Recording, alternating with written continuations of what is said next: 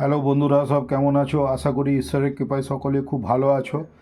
আজকে এই ভিডিওটি যাদের সামনে এসছে এবং তারা যদি হোমিওপ্যাথিক স্টুডেন্ট হয়ে থাকো বা হোমিওপ্যাথির ফ্যান হয়ে থাকো, আমার জুনিয়র যারা প্র্যাকটিশনার হয়তো যদি কিছু শিখবার ইচ্ছা মনে জেগেছে, এরকম যদি মনে হয় আর কি, এই ভিডিওটি স্পেশালি তাদেরই জন্যে।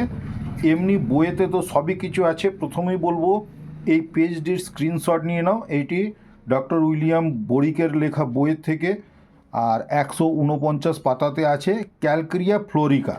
এই ক্যালকেরিয়া ফ্লোরিকা ওষুধটি কিন্তু খুবই উপকারী, বিভিন্ন রোগের ক্ষেত্রে উপকারী, এবং এইটির ইন্ট্রোডাকশনে যেটি লেখা আছে সেই কথাগুলি যদি ভালোভাবে পড়া যায় তাহলে হয়তো প্র্যাকটিস জীবনে অনেক রুগীকে খুব সুস্থ করে দেওয়া যাবে।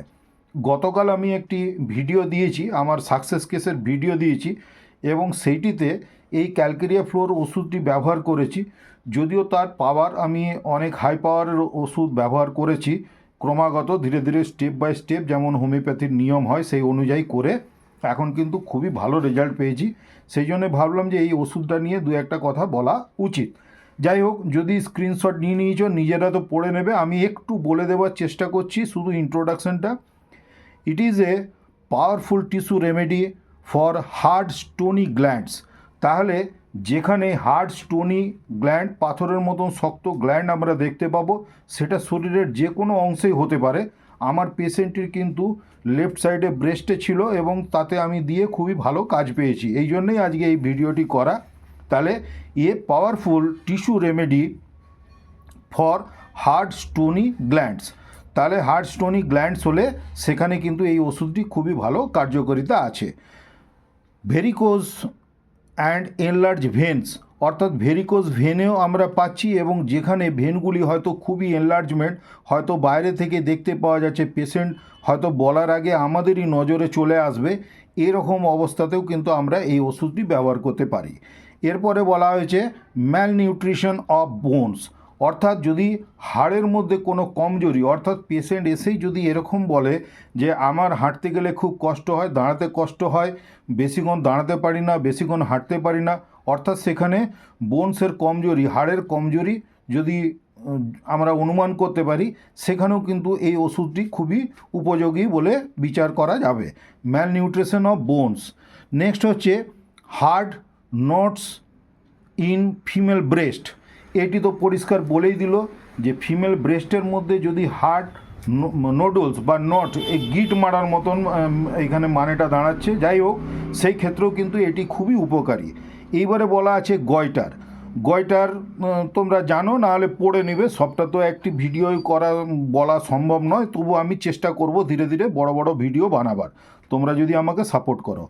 কনজেনিটাল হেরিডিটারি সিফিলিস, অর্থাৎ যদি জন্মগতভাবে কারোর যদি সিফিলিস হয়ে থাকে তাদের ক্ষেত্রেও কিন্তু এটি খুবই ভালো কার্যকরী ওষুধ। ইনডিউরেশন, থ্রেটনিং, সাপুরেশন, এগুলি হচ্ছে সব এগুলি হচ্ছে তার রোগের সিমটমস দেবে, অর্থাৎ সেখানে হয়তো আমরা দেখব যে জায়গাটিতে রোগ আছে সেই জায়গাটা টাচ করলে খুব তার কষ্ট হবে, ইনফেকশিয়াস হয়েছে, এই ধরনের হতে পারে। Many case of cataract have undoubtedly been influenced favourably by it. তাহলে আমরা এই ওষুধটি দিয়ে ক্যাটারেক্টকেও কিন্তু আমরা, অর্থাৎ ছানি পড়া, চোখের ছানির ক্ষেত্রেও কিন্তু আমরা এটিকে ব্যবহার করতে পারি। এরপরে আসছে congenital syphilis manifesting itself in ulceration of mouth. তাহলে যদি আমরা কনজেনিটাল সিফিলিসের কারণে যদি আমরা দেখি মুখের মধ্যে কোনো আলসারেশন হয়েছে বা throat carriage and necrosis with boring pains and heat in parts, এবং সেখানে বোরিং পেন, যেন কিছু ঢুকানো হচ্ছে, এই ধরনের যদি ব্যথা অনুভব হয়, এবং সেই পার্টটি যদি একটু গরম গরম থাকে, সেই ক্ষেত্রেও কিন্তু এটি খুবই ভালো কার্যকরী ওষুধ। Arteriosclerosis, threatened apoplexy, tuberculosis used after operations, the tendency to adhesions is reduced। তাহলে এখানে টিউবারকুলোসিসের ক্ষেত্রে এবং আরও বিভিন্ন ধরনের যে উপকারিতা এইগুলি ইন্ট্রোডাকশনটি যদি ভালো করে পড়া যায় তাহলে কিন্তু তোমরা বুঝতে পারবে। তো যাই হোক বন্ধুরা, আজকে এই পর্যন্তই।